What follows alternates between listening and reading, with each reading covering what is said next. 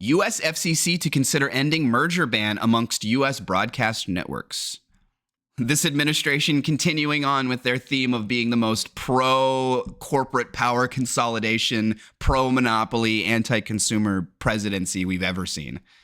The U.S. Federal Communications Commission voted on Tuesday to consider whether to lift the long-standing prohibition on a merger between any of the largest 4 broadcast networks and to consider relaxing other media ownership rules. The FCC said it would consider public comments before deciding whether to reverse the rule that bars a merger between the big 4 networks: NBC, owned by Comcast, Walt Disney's ABC, Paramount, Skydance's CBS, or Fox. Just contrast this. Just contrast them wanting to lax the rules about corporate consolidation of power versus the Biden admin, FCC head, and other lawyers and their DOJ that was going after, like, trying to actually enforce antitrust rules and antitrust laws that have been on the books but more or less unenforced for decades and decades, which has created the scenario in which we're in now, where, like, you have extreme corporate consolidation of power, right? I mean, most people have seen those infographics, and it shows like all of the major brands that you can think of like cereal and cereal brands and TV, electronic brands and everything, and how, like, well, this company owns this company and this company owns this company, and it all kind of merges into, like, a handful of giga companies that seem to own like all of the smaller ones, and therefore create a trust, right? They create a sort of false market, false competition between their own entities. Right. And so that's how we only got to this point through a lack of enforcement of the antitrust laws we already have on the books. We just haven't been enforcing them for decades. And so, yeah, Biden administration comes in and tries to actually start enforcing them, which was like the first time any president or any administration had made a serious effort towards antitrust in decades. And then you have Trump come in and do the exact polar opposite, right? Not only does he it's not like he went back to the previous Republicans' position where it was like, oh, maybe, more neutral or ambivalent about corporate consolidation of power. But like, this is overtly like he wants to, this isn't just like being pro, this is like actively facilitating giant mergers that otherwise would not have happened under a different administration, or if we just enforced these antitrust laws in the first place. The FCC also said it was seeking public comment on whether to eliminate or revise a rule that limits a single entity from owning more than 2 of the 4 largest television stations in the same local market, and a rule that limits the total number of local radio stations that may be owned in a single market. I wonder who this helps, right? Is this really help the... Bro, this is just so cynical. Why would you this is just another one of those things, right? This administration keeps doing things that there really isn't like a good faith argument for, right? Like, so many things, typically you have to present sort of plausible deniability argument, right? But like, the only plausible, somewhat logical argument I can think of for this is like a 100% maximal laissez-faire capitalism type mindset, where you're like, literally any restriction on any market under any circumstances is bad and should be taken away, which obviously is a really stupid, simplistic way of looking at governance and society and whatnot. But like, I just can't come up with a good faith argument for this, right? I can only really come up with cynical arguments, right? And the cynical arguments are, well, these corporations want to consolidate even more, and they know that they can't or they couldn't under Biden administration or previous administrations, but the time is ripe now, and they've got their boy Donnie in office, and all they need to do is kiss his ass a little bit, and he'll probably just be like, yeah, you guys can merge, whatever, I don't care, you can just kiss my ass. So like, there's just I feel like prior to our current political era, at least, like, people had to pretend, they had to have a veneer of plausible deniability, right? But it's gone now. Previously, the FCC noted that a version of the rule barring dual ownership of networks has existed since the 1940s. A 2018 media ownership review concluded the bar should be upheld because it advances the agency's core policy objectives of competition and localism.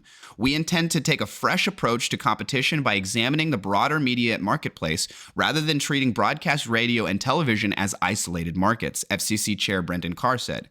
If we determine that any rule no longer serves the public interest, we will fulfill our statutory duty to modify or eliminate those rules. He says basically nothing here, right? All he really does is he says rather than treating broadcast radio and television as isolated markets. Well, like, basically saying we don't see any value in viewing media markets through a more local lens. We don't see any value in ensuring that like all these media arms aren't owned by the same person, right? Or the same company, right? We already have a problem that so many of these local news stations and local radio stations are already owned by a handful of big companies, and they all kind of project the same thing, right? They all get their marching orders from the top. And I'm sure some of them do some amount of local reporting to maintain some veneer of locality. But yeah, he doesn't really say anything, right? He basically just says, we don't care about viewing it through the lens of local based, local markets of media ownership or whatever. We don't care about that. And also, we can do whatever we want. Na na na boo boo. We control the government. So like, in 2017, the FCC voted to eliminate the 42-year-old ban on cross-ownership of a newspaper and TV station in a major market. It also voted to make it easier for media companies to buy additional local TV stations in the same market. The only thing that can come to mind when I read an article like this, especially this last paragraph, is like it's only going to amplify some of the problems that we already have in our modern media landscape. And that like people are so siloed. People end up in their own media bubbles, right? They go to watch Fox News, but they don't watch anything else because they think any other news organization to the left of Fox News is essentially like socialist communist propaganda for the Democratic Party or something, right? Like we have whole swaths of the country who believe that kind of nonsense. And this is only going to amplify, right? This is only going to solidify and more institutionalize these media silos that kind of have been established over the last few decades. And it's only going to further entrench people in these like ideological wormholes. People like to talk about algorithms. And one way I like to think about it is like most people don't go out of their way to search out things, right? They kind of consume mostly what's spoon-fed to them. So they consume whatever like the Netflix recommendations are. They go on Twitter and they just consume whatever the Twitter algorithm is giving them. They go on YouTube, they watch their YouTube home feed or whatever. The algorithm is feeding them. They don't really go outside of what the algorithm is telling them to do. Well, this will only exacerbate the problems with that, because then even if they do try and go out of like this immediate bubble that they're in, oftentimes, well, wait, hold on. The new bubble that they go to is also owned by this same person. It's really one giant bubble, and they've disguised it to make it seem like they're a different couple of bubbles, but really it's all part of the same one.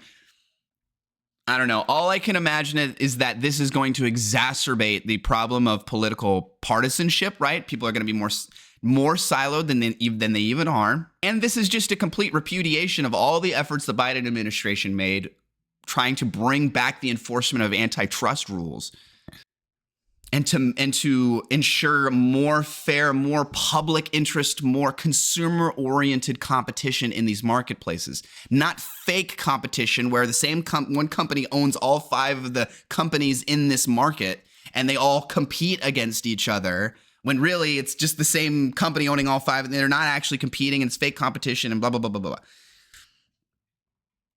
So yeah, this is supremely dumb and honestly supremely corrupt, right? So many of these mergers we've already seen, like we've already seen corruption. Basically, they have to come out, they have to kiss the ring, kiss the ring, and then they're allowed to get their merger, right? This happened with Colbert, right? Didn't they fire Stephen Colbert or end his show and basically like to get approval for this big merger that probably otherwise would not have been allowed if they didn't follow Trump's request and kick Stephen Colbert off the air? Now, I've heard some people say about that like, well, his show was losing money or whatever. It was the top rated show in that bracket of like late night, like Jimmy Fallon-esque, like talking head, comedic, general public, like, trying to appeal to a wide audience type thing. So like from that perspective, he's the most popular one by far, gets the highest viewership. There's no way they were going to cut his show, the highest viewership one of the entire category. No shot. Okay. They may have modified the show over the next few years to make it a bit more profitable, but there's no conceivable way that they were going to kick him off. No shot.